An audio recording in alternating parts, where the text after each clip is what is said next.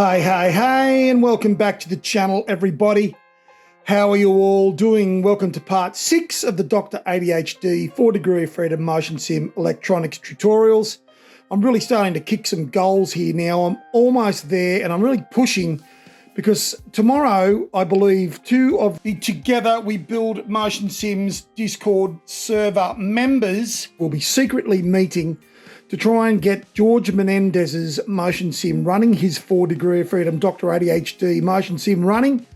And the other member, Mr. Sparkle, who has just set up a Assetto Corsa server for us to all race on in the Discord server, I believe they're going to be having a fat time by the end of tomorrow, and I can't be missing out on that. So I'm really pushing hard to get this electronics box sorted out today, get it wired to my sim, so then I indeed can do a few laps of the North Loop with those guys on the morrow. So I've got a couple of potentiometer cables that I still have to cut, strip, connect to one of the boards and into the bulkheads for the other board that I haven't connected the potentiometer leads for yet.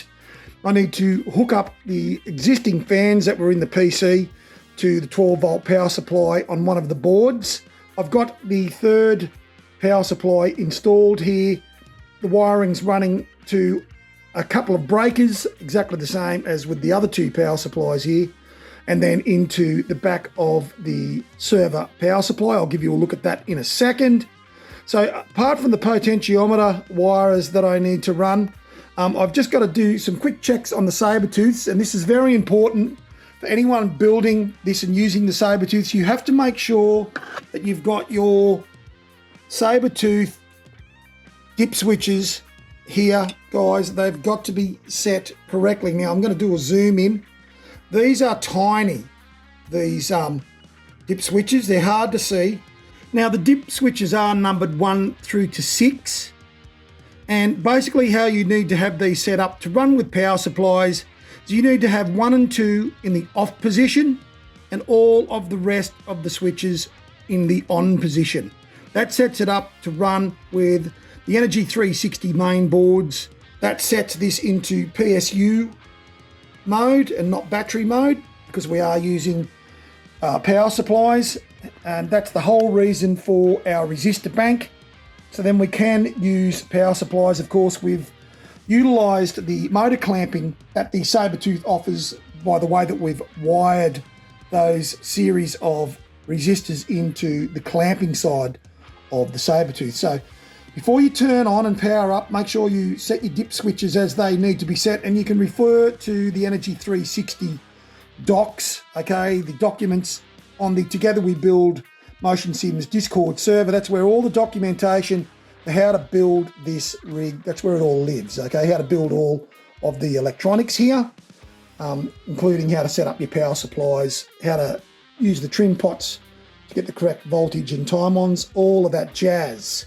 All right, well, let's have a look at what is going to be the front of the PC so you can see how the power supplies are set up. I've just got those existing potentiometer wires that aren't yet soldered to the bulkheads. I've just got them with some clothes pegs there just to keep them in place. I don't want them touching anything when I power this up. I don't want the wires touching each other or touching anything on the case. So I am about to do a power up on this just to check and make sure the Sabertooths are giving me the lights that they need to give me. We can film that so you'll know what you're looking for when you first power this bad boy up. So here at the front of the PC, the cover will go on this obviously, and this stuff will all be protected, but this is how the power supplies look. This is the 2 that are wired in parallel for my front motors, and then the third here. It's got a couple of breakers here set up on the bottom for this one as well. So every power supply has 50 amp breakers between the power supply and the Sabertooths. Let's get this thing powered up and let's check the Sabertooths to see if we're getting the lights we need. Let's check our capacitor bank light, make sure it's being read by the main board, and we'll just do a few checks and balances. Alrighty, I got off my lazy ass. I've got those PC case fans now wired into the auxiliary power down here on board number 2, so we can test those as well when I power this up. I went out to the local JCar Electronics tech store yesterday. I got one of these 3 jug plugs into one mains power socket plug, so that's going to save on a bit of cabling. I've got all of my potentiometer cables also now run into both boards, ready to solder to these panel connectors, bulkhead setup. I'm going to power up the unit now to do some tests on everything. We're going to see how these Sabertooths power on, make sure we've got a solid green light only. We'll check our Arduinos as well to make sure they have the lights that are required. We'll check our cap bank here, see if I get the correct LED light for that. And then I'm just going to do some voltage checks with my multimeter. I don't want to get this all completely sewn up and then have to be pulling things out to do checks if stuff is not working.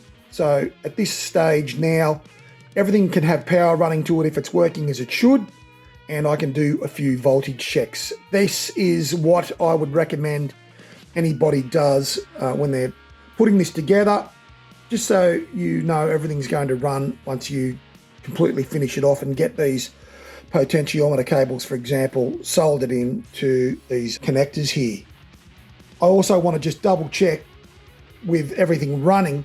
I'm just going to do a triple check on the power supplies just to see if they're still putting out the voltage that they should be. Rightio, let's get this show on the road. What I'll do is I will turn the main light off. Okay, so you're going to go dark here in a sec, guys. And I'm going to throw on the unit.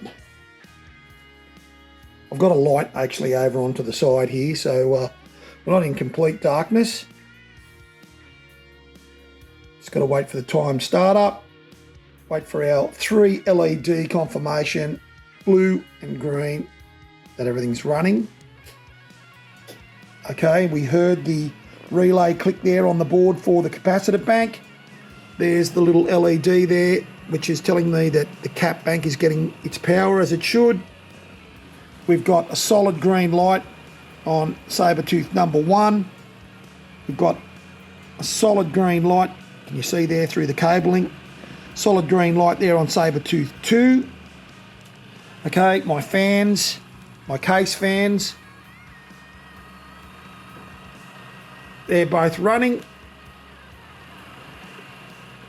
So the boards have power, that is for sure. And what are the Arduinos doing here? Yes, all right, so I've got a green light and a flashing yellow light on that Arduino.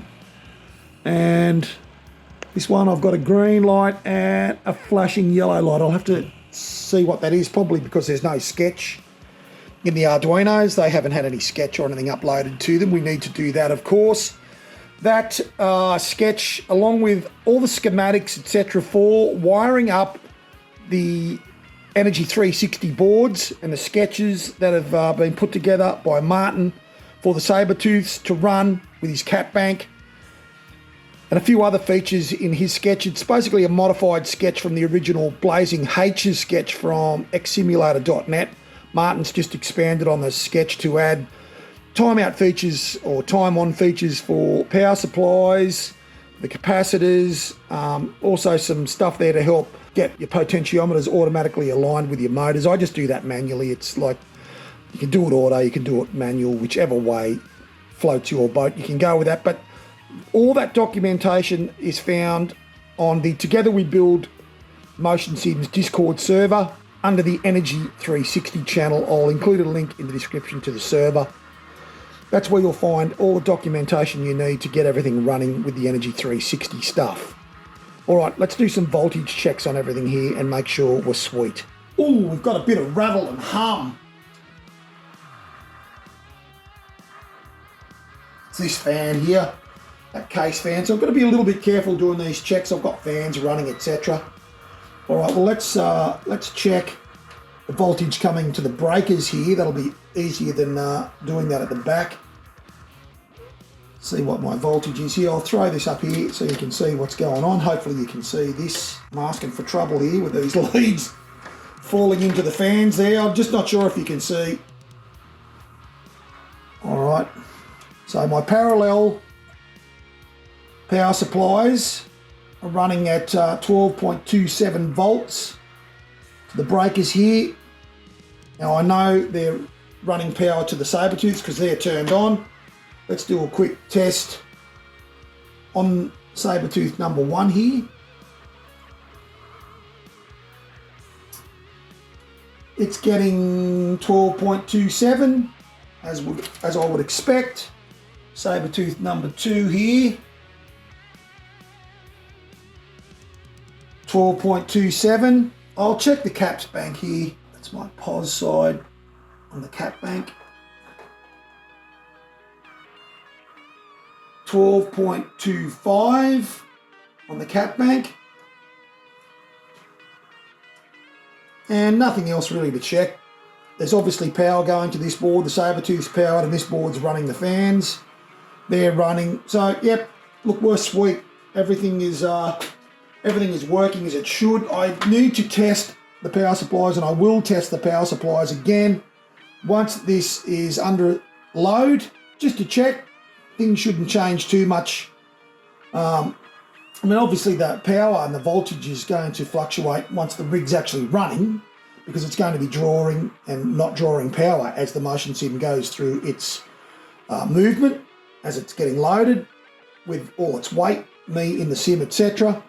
But even just with it all plugged into the motors, we might just run an SMC through utilities sign test, and I'll just do some voltage checks as it's running through some of the SMC through utilities tests. So now what I need to do is I need to do some continuity tests to determine how I've got to configure my wiring from the potentiometer boards here, from the terminals for the pots here, into my panel fittings here, into my bulkheads, because my leads from my potentiometers at the back and at the front of my sim, the 2 motors in the back, the 2 motors in the front, are all heat shrinked. Unless I actually pull the fittings apart, I'm not going to be able to see where these fittings plug into the bulkhead here, what wires are what. Now, on my motion sim, I followed the same color code. Yellow for sense, red for the 5 volt, ground and shielding. So what I'm going to do is I'm just going to run a wire and an alligator clip from the potentiometers at the back. I'm going to put an alligator clip on each potentiometer terminal, and I'm going to run a lead down to the front of my rig where all of the cabling plugs into this, and I'm going to use my multimeter in continuity to probe the pins to work out which pin is which, so then I can wire these correctly to these panel connectors. So let's get the camera down there and I'll show you what I'm talking about with how I'm going to go about doing that. Now obviously someone building this fresh and not doing a conversion like what I've done, you won't need to do that because you won't have your pins and everything heat shrunk at the ends that plug in here, so you'll be able to see your wiring so you can correspond your pins in to your potentiometer leads out into your boards before you heat shrink everything up. But I'll take you through the process of what I'm going to do anyway, so then you can get an idea of how you need to wire your simulator into the control box. This is what I'm talking about. This is my traction loss potentiometer here, and because I've got no idea at the other end, which you'll see shortly, the configuration for the potentiometer cables, I've got no idea what that is the other end. I'm going to have to determine that by putting an alligator clip on each one of these terminals. Try not to cross the terminals, obviously. I don't want to mess up the signal. We have to come around this way. I'll hook the alligator clip up to each terminal. The alligator clip is then hooked up to some cable that runs down to the front of the motion sim where these cables terminate at the front of the sim, and then I'm going to use my continuity test on my multimeter to determine which pin is which cable at the back here so I can get them wired up correctly into the box. Let's have a look at the front of the rig. So the way my wiring works with my 4-degree of freedom motion sim is the back motors and the back potentiometers. The wiring for those are run through what's known as the mid-frame in the Dr ADHD 4-degree of freedom motion sim. It's basically a spine that runs all the way to the back of the motion sim that the trolley rail system runs on, all right, the surge axis. So I've used this as a conduit basically to run all my wiring from my potentiometers and my motor power wires to the front of the rig, and I've made a little bulkhead panel sort of set up here, all right, with the pins that are used that plug into the fittings on the box. These are 4-pin for the potentiometers, and they are 2-pin for the motor power, okay, for the motor wiring. As I said, these are all soldered in and all secured. I can't see what the wiring is this end from the potentiometers at the back. All right, so what I've got labelled here is my surge potentiometer and my traction loss potentiometer. This is all I'm concerned about. The motor power wiring I've got coded here as well with white and pink dots, so I know which one is which, and they also correspond anyway. Surge motor, traction loss motor. They're very easy to work out, and it doesn't matter because I can just reverse the polarity of these outside the case if I need to for any reason. But the potentiometers are a different story. Because I can't see the wiring here because of the way I've got it all set up, I don't want to pull these all apart. So all I'm going to do is use that wire that I've now set up on the negative lead on the traction loss potentiometer. So my traction loss potentiometer is this one. So I'm just going to set up my multimeter into continuity mode. I'll put it onto the alarm. So then when you have continuity, it's going to give me an alarm, okay? I'm going to take this lead that's connected to the ground on the potentiometer, and all I'm going to do is basically probe these pins. There we go. Of course, the last one I probe. So that is the ground pin here, all right? So I'd need to basically identify that as the ground pin. Then when I wire up the potentiometer leads in there from the terminals, and the pot terminals, I just need to make sure that the ground in the panel case fittings, where I wire them in from the boards, match these pins, these pin outs. That's all I'm doing. So I have to go through and do the surge potentiometer wiring and the traction loss wiring. So that is how the wiring is brought from the rear of my motion sim, where the potentiometers for the surge motor and the traction loss motor at the back, they come through the mid frame, right, where the trolley rail system runs, and then I've made a little bulkhead panel here for these pins, and the same as on the electronics box. All right, it's the same sort of audio cable setup,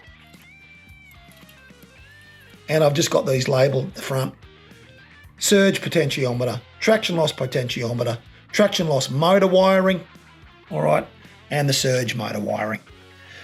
Pretty simple really, but very effective. Well, that's it for today's video, guys. Until I see you in the next one, you guys stay safe, stay healthy, and take it easy out there.